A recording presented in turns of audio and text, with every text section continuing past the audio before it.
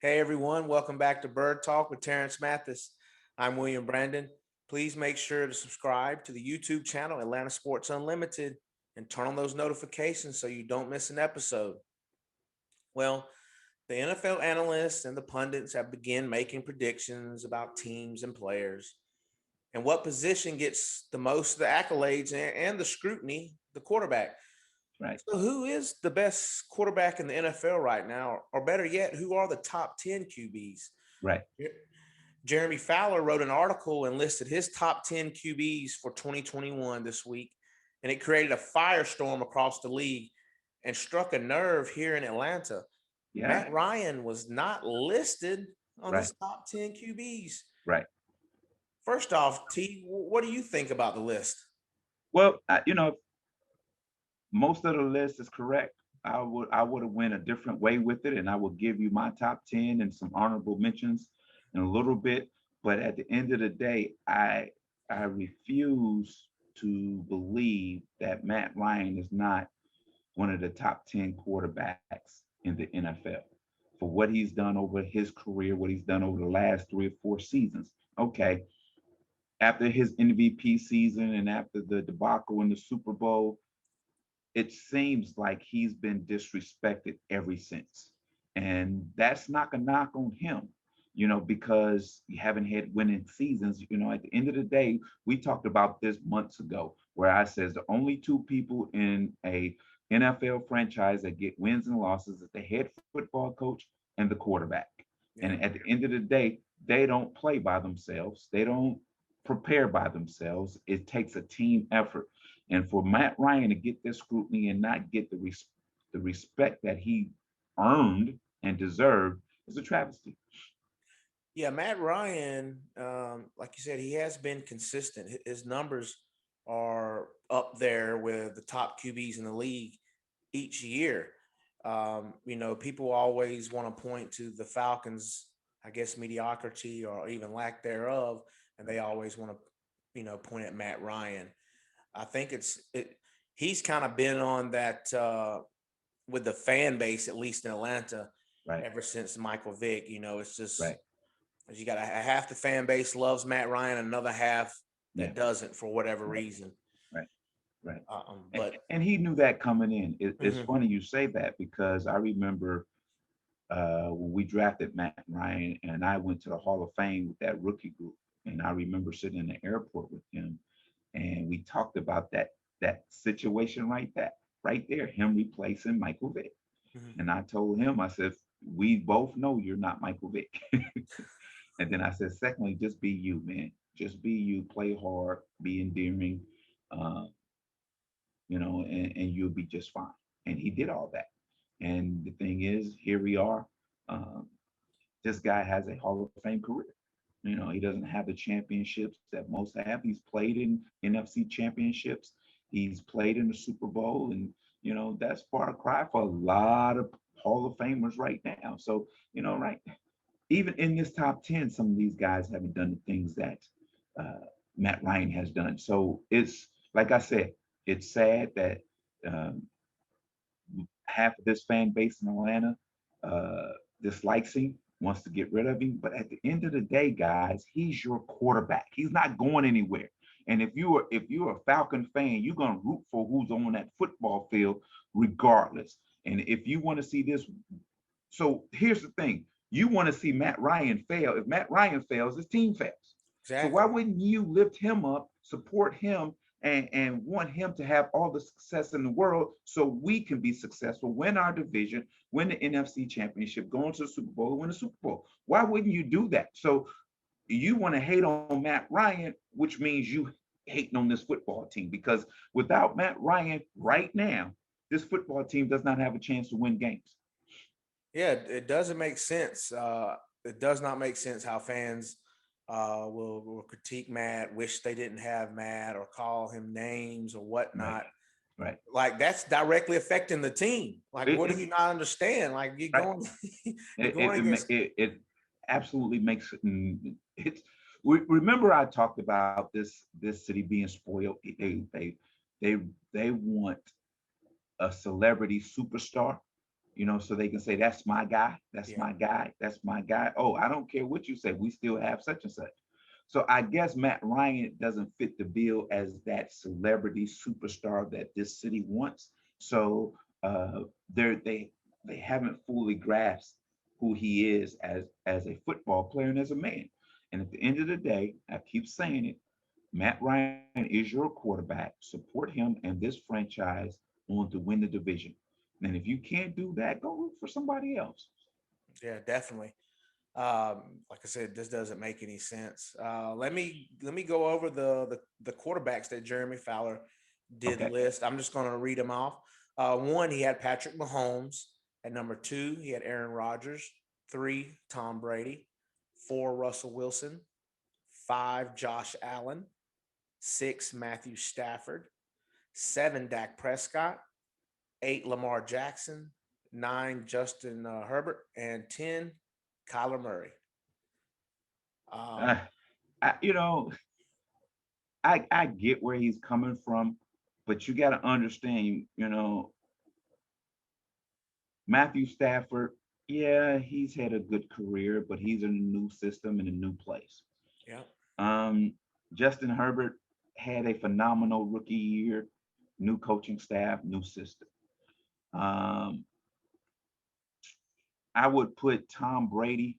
Okay, I get it. I get where he's coming from. Patrick Mahomes, he's almost like uh, could be every year so far, as long as he stays healthy, preseason MVP because of the things that he does. We don't know for sure when Aaron Rodgers is coming back to Green Bay, he will go back to Green Bay. There's no other place for him to go. So he'll be back in Green Bay and he'll do the things that he always does, win 10, 12 games, get them into deep into the playoffs whatsoever. But uh, without Aaron Rodgers, Green Bay does not get to the Super Bowl, point blank. So I can agree with some of the rest of these, but I would have went a different way. Let's I would hear have it. went. I would have went a different way. I would have went with Tom Brady number one. The reason you put Tom Brady number one because he's the defending Super Bowl champion. Okay. He until he loses, he does not move. And then you got to go Patrick Mahomes, who lost to the Super Bowl champion. Mm-hmm. And like I said, he's probably preseason MVP. Then you go with Aaron Rodgers, another uh, NFC championship loser, whatsoever, to the Super Bowl MVP. Yeah. So there you go, right there. Then you got to look at Russell Wilson. I believe Russell Wilson has been consistent whatsoever. I believe this year, going into this year, with all the rumblings about him wanting to be traded, wanting to be out, he's going to prove his worth to not only the Seattle Seahawks but to the NFL. And then there's Matt Ryan at number 5. And people say, "Ooh, he's so high." Without Matt Ryan, this Falcons offense, this Falcons team doesn't have an opportunity to win football games. And in this new system where he's not going to be relied upon to make all the plays, he's going to be more successful, more efficient, and he's going to take care of the football. And you're going to see this offense be very surprisingly good this year. Then Dak Prescott, he has his money, he's healthy. He was having a good year. He wants to prove to people that he was worth the money, that he's healthy. He Mm-hmm. has all these weapons around him. I think Zeke Elliott is going to play his tail off this year for this team. He had a down year. I think he's going to come back hungry, and we're going to see him feeding himself a lot this year. So I like that. At 6, Lamar Jackson got some weapons with him. Here's the year where I believe that he's going to be more proficient and efficient throwing the football because he's getting older. Mm-hmm. Uh, Teams are starting to prepare to stop him, from running the ball a little bit. And I think that running game, have a whole year to prepare to stop this Ravens running game. So he's going to have to throw the ball more, and I can see that happening. Josh Allen has everyone coming back. He has Diggs. Um, he's sitting there at number 8. I like that a lot. They're going to be there in the mix again in the AFC. At number 9, I have Kyler Murray. Okay. Kyler Murray got some weapons. Has Yeah, it AJ, does. he got Green over there right now. He has some weapons. He ended the season injured. They made the playoffs. I think he wants to. He has a taste of the playoffs. He's a phenomenal athlete with all those weapons. I see him at number 9 coming to this season. Here's one that people don't even think about. Nobody even mentioned. Number 10, Baker Mayfield. Okay, Baker. I didn't have him. Baker Mayfield just came off a playoff appearance. He got Odell Beckham coming back. OBJ is coming back. He has all these weapons around him. Another year in this system, he's gonna light it up. Great running back. Chubb is gonna, come on, man. This offense is special, and that defense. Baker Mayfield sitting here at number 10, and Okay. then there's so many other quarterbacks that we could have put in that top 10, William. And I had to make an honorable mention because I had Justin Herbert at number 10, and then I scratched him out and put Baker Mayfield there. And I Okay. had Baker Mayfield in honorable mention, but then I jumped him over. And there's so many others. Matthew Stafford, I honorable mention. Cam Newton, another year in this offense, got some weapons around him, something to prove in that honorable mention. Here's a name that we haven't even talked about at all. And wherever he lands, and there's been speculation him going to Philadelphia, Got him on my list. I'll tell is you that. Deshaun Watson. He's on my top 10. Deshaun Watson, wherever he lands, he's gonna be a top 10 quarterback. So that's why I didn't put him in the top 10, because we don't know where he's gonna Yeah. play at, or play for. So Deshaun Watson is closely to that, maybe 10A, 10B. Okay. I know the people watching probably don't give a darn about my QB picks, but I did some anyways just to have a comparison. No, let's do it. So my QB picks, I just did it based off of the skill position, how they play the position, arm strength, all those. I didn't necessarily go off of Tom Brady's GOAT status, which I Right. do get and respect. So I went with number one. I had Pat Mahomes at Mm-hmm. number one. Aaron Rodgers, I had number two. Like you said, he'll eventually should be back, but we don't know. So for Right. that reason, I'll bring that point back in a minute. But number three, I had Russell Wilson. Mm-hmm. Number four, I put Deshaun Watson. I listed Deshaun because just like with Aaron, we don't really know. So I Right. gave him the same due that they given Aaron Rodgers Right. because we don't know Deshaun could be suiting up Right. come start of the season. So I got Deshaun at number four. Number five, I have Tom Brady. At number six, I have Matt Ryan. Mm-hmm. Seven, Dak, like you, right behind Matt. I had Yeah. Dak. I had Lamar right behind Dak. I put Josh Allen right There we behind go. Lamar, and I had Kyler Murray as my 10th QB. Right. I forgot about Baker, and I was Right. going through my head, and I was like, it's somebody I'm forgetting because Yeah. he did Like, show great mm-hmm. improvement last Yeah. year. And Yeah. with the weapons coming back, I think, yeah, he's definitely in the top 10 as well, or should be. Yeah. And there's a whole discussion about Deshaun Watson. Imagine Deshaun Watson in Washington. That's a good fit for him right there. Yeah. It's a lot of talent there. Great defense behind him. Here's a team that just potentially can win that division.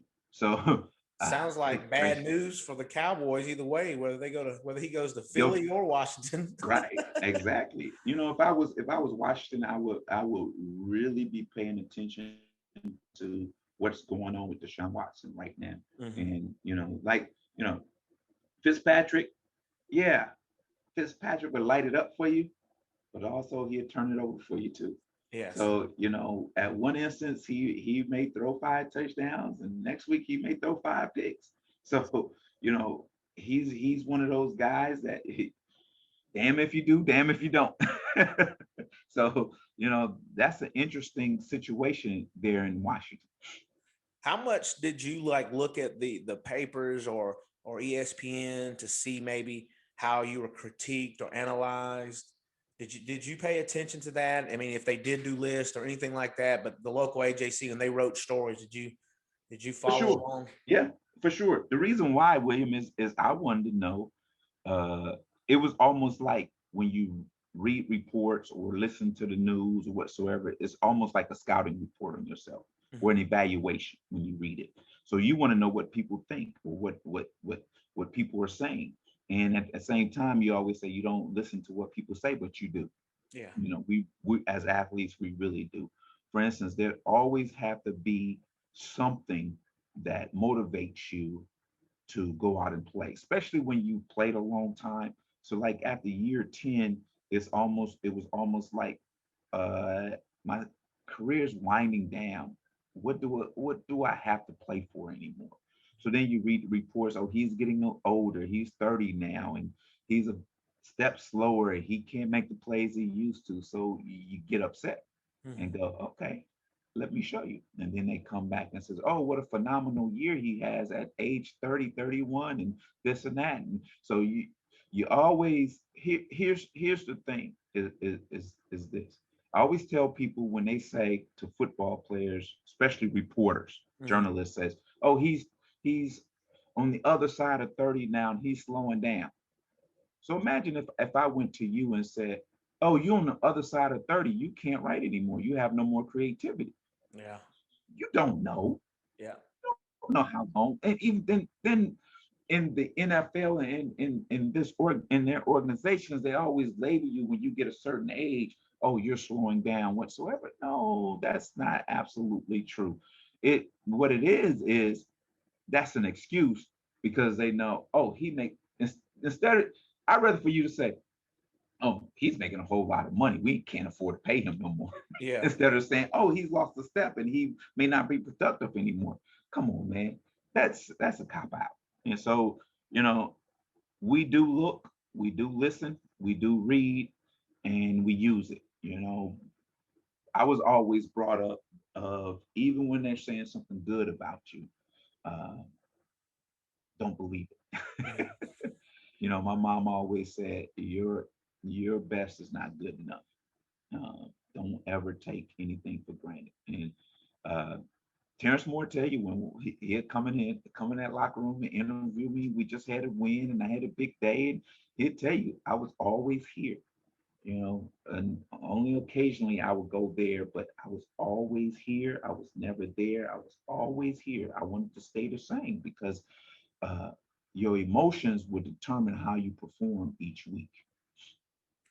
No, I've noticed that about you, and even based on like the previous episodes where you talk, you say even in watching games now, you're still here. Yeah, still there. I'm still there. I do get excited. At times I do get emotional. Um, whatsoever. It takes a lot. It takes a lot. But at the end, I'm emotional for others. The reason I say that is because when when others are doing well and I expected to do well, I get emotional because I know how that feels when you're counted out or say you're too small, you're too slow, you can't do this, and then Mhm. you achieve. I understand that because I've been there. Or at the end of the day, if there's a something happens, a hardship or something like that, or something detrimental in your life, and that it may take away from a part of your life, I get emotional about that because I understand uh, where you are right now and what you're feeling right now. So, you know, at the end of the day, you contacted me a couple of days ago. You said, hey, let's talk. Do you think we should talk about uh, these athletes getting in trouble and how stay out of trouble? And I sent back to you, I don't like talking about law issues with athletes. Right. And here's the reason why, William, I say that.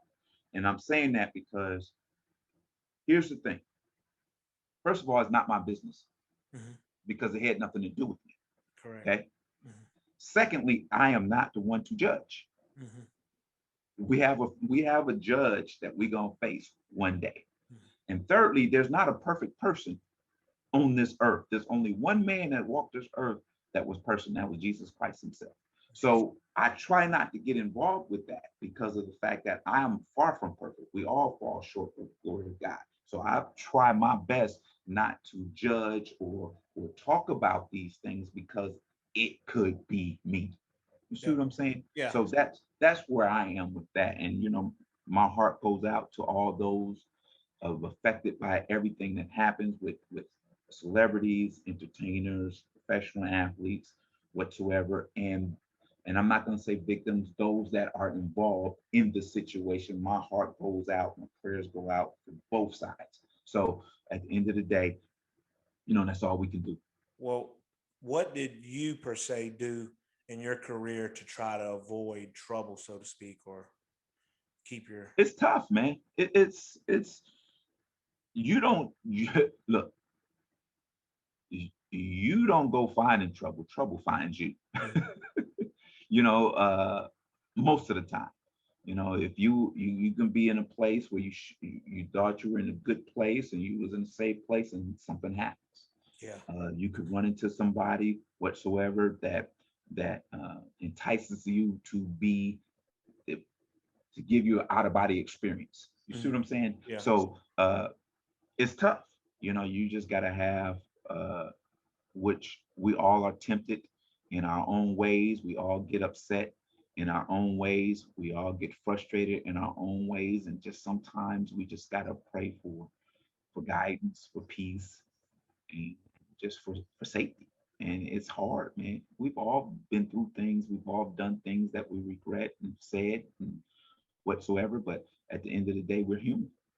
We're human. We're gonna make mistakes. And the thing is every night you repent, ask God for forgiveness, and wake up the next day and try to be better than you were the day before. That's all you can do, William. Okay. You spoke about longevity a moment ago, and we were talking about like a receiver, and better just to let him know that they don't want to pay him anymore rather than saying he's missed a step. A guy like Tom Brady, who's continuing to defy the odds, do you think there's a receiver that could continue to play? Can a receiver play up in his 40s? And be, He could. He could. It takes the right organization, takes the right owner, GM, and coach. That's what it takes. It takes somebody to believe um, in this player that he can be productive. See, at the end of the day, for a quarterback is this. Um, when a quarterback gets older, and if you still think he can compete, what do? Mhm. You put a running game behind it. You put more weapons around it. See what I'm saying? Yeah. So when the receiver gets older and his legs may get a little heavier, I'm not gonna say slower, heavier. Mhm. Uh, Instead of changing what he does and and and give him a different role, you just kick him out. You see what I'm Yeah. saying? So if you're an outside guy, like for instance, I'm gonna give you a perfect example. Roddy White was an outside receiver all his career. Mhm. So towards the end of his career, he was, you know, getting some bumps and bruises. Mhm. I thought he could have played 3 to 4 more years if you would have moved him in the slot. Yeah. And now he's a big physical receiver in the slot, taking on the third cornerback and running routes against linebackers and safeties. He's going to be productive for you, i.e., Larry Fitzgerald. Yeah. Larry Fitzgerald was an outside guy, then they moved him inside, and he's played a long, long time. I don't know if anybody's going to sign him whatsoever after this, but he's played a long, long time with one team. So it takes an organization, it takes some creativity, and it just takes a belief. I don't know if you saw these highlights on social media about a month ago, maybe when Terrell Owens was I going. was there. You were there. I was there. Okay. I was there. All right then. I was there. I was there holding his phone and his keys and his sweatshirt while he was doing all that. I was there. You know what I do? I think I remember you mentioning your son being at the camp Yeah, or something. yeah, yeah. I was there. Um, do you think T.O. could still play in the Yep, NFL? yep. I do. After watching him, and people says, well, he went against some young kids. He went against some college kids whatsoever. But here's the thing: he still can run. He's physical, and he can run routes. Now understand this: this is a different league now. You're not gonna bump him at the line of scrimmage because he's big and physical. Hmm. After 5 yards, you can't touch him anymore. There you go, right there. He can. I truly think he can still play. I don't know if he can still play 60, 70 plays a game, but I think he can help a team right now uh, that needs a receiver, a veteran receiver, to show how to work. Yeah. Come into practice, come into training camp. This is how you work. Prepare for a season, and then he's in great shape. He looks Yeah. great. He looks great, and I think he could play. I truly do. Awesome. You got anything for us this week, T? I think I said it all. I think I said it all. He, here's the thing. Um, be quick to ask for forgiveness and be even quicker to forgive. I think that's the biggest thing. And be slow to judge. And I think that's something that we all should just remember whatsoever, because at the end of the day, there's no one perfect. The thing is, I don't want to judge because I don't want to be judged, and I want to be forgiving because I want to be forgave, So that's it, William. That's it. That's it. Oh no, we appreciate the words of wisdom, and I definitely believe in that as well. That we shouldn't judge one another. Bottom line, someone Yeah. else will do that. I hope everyone has a great rest of your day and continue to stay safe. Make sure you subscribe. We're getting Please close to do. training camp. Please do. Oh my goodness, please do. I got some guys that I can. Whew, I don't want to spill the beans, but you got guys like Ty Law. Oof, you got oof, you got a lot of guys. D'Angelo Hall. I'm talking about defensive backs. Why I got so many defensive back friends? I don't understand. Going up against them, I presume. Oh, I even got a throwback. Rocket Ishmael. Okay. We got some things coming for you guys, and we play Dallas this year, so we got some things coming for you guys. So you better subscribe. Don't miss it, because it's gonna be fire. I promise you. Peace out.